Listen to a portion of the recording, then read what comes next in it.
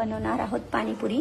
त्यासाठी मी 1 वाटी रवा घेतलेला आहे आणि ह्या रव्यामध्ये 4 चमचे आपल्याला मैदा टाकायचा आहे।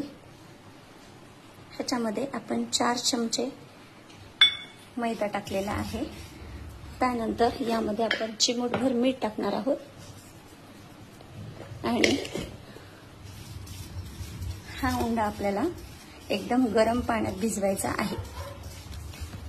याचा आपण असा थोडासा पातळच उंडा बांधून ठेवलेला आहे, कारण ह्यामध्ये आपण रवा टाकल्यामुळे रवा हा पाणी शोषून घेतो आणि या उंड्याला आपल्याला अर्धा तास झाकून ठेवायचा आहे। तोपर्यंत आपण पाण्याची तयारी करूया। आपला उंडा मुरेपर्यंत आपण तोपर्यंत हिरवी चटणी करून घेऊयात। त्यासाठी मी मिक्सरच्या भांड्यामध्ये थोडीशी कोथिंबीर, थोडीशी पुदिन्याची पाने, हिरव्या मिरच्या, आपल्याला तिखट किती प्रमाणात आवडते त्यावर, अद्रकीचे 1-2 तुकडे, त्यानंतर थोडासा लिंबाचा रस,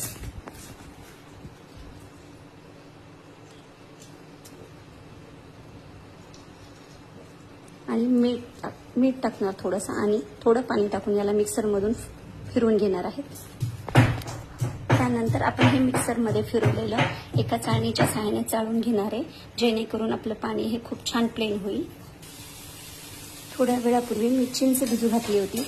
आपण ह्या गाळलेल्या पाण्यामध्ये सुद्धा हे चिंचेचे पाणी गाळून घेणार आहोत।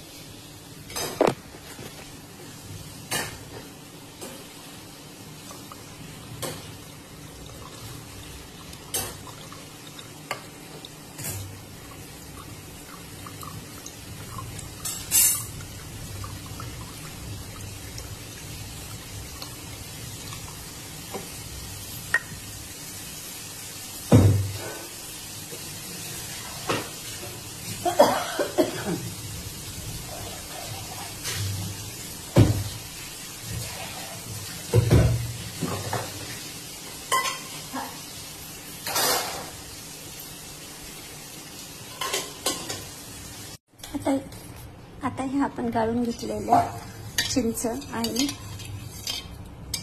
चटणी आणि पुदिन्याच्या पाण्यामध्ये थोडंसं थंडगार पाणी टाकणार आहोत।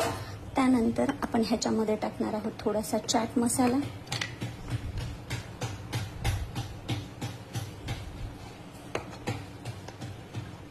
त्यानंतर थोडंसं जिरे पावडर,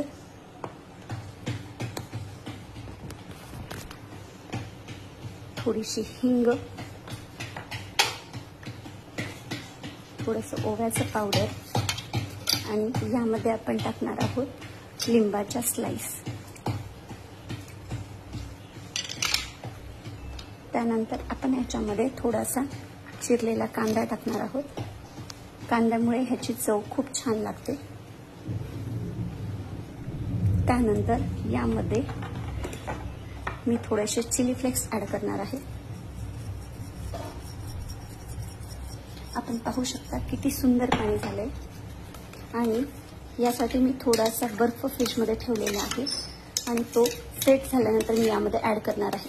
आपण इथे पुदिन्याचं पाणी केलेलं आहे, त्याप्रमाणे आपण आता इथे गोड पाणी करणार आहोत। त्यासाठी मी चिंच थोड्या वेळासाठी भिजू घालून ठेवली होती आणि तिला सुद्धा चाळणीच्या सहाय्याने गाळून घेतलं। त्यानंतर आता यामध्ये ऍड करणार आहे मी थोडंसं लाल तिखट, आपल्याला किती प्रमाणात तिखट आवडते त्यानुसार, थोडंसं मीठ,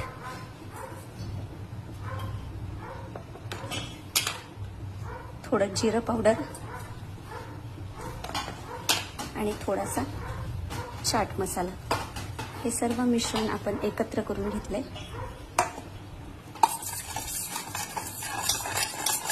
आणि यामध्ये थोडासा गोडवा येण्यासाठी मी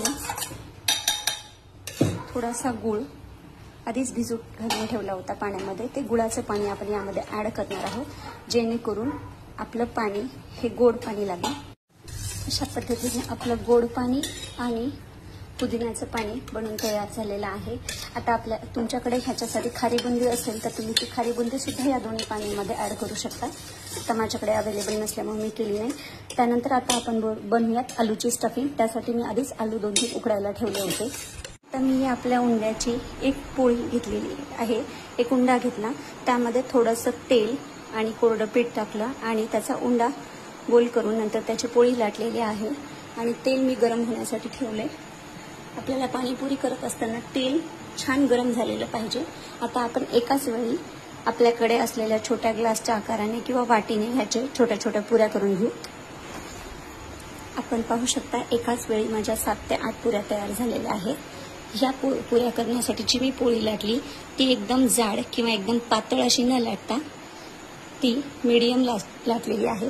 आता ह्या पुऱ्या आपण एका कपड्यावर पसरून ठेवूयात आणि त्यावर एक ओला कपडा तात्पुरता झाकून घेऊन 5 ते 10 मिनिटे याला असेच ठेवूयात, जेणेकरून तोपर्यंत आपलं तेल गरम होईल.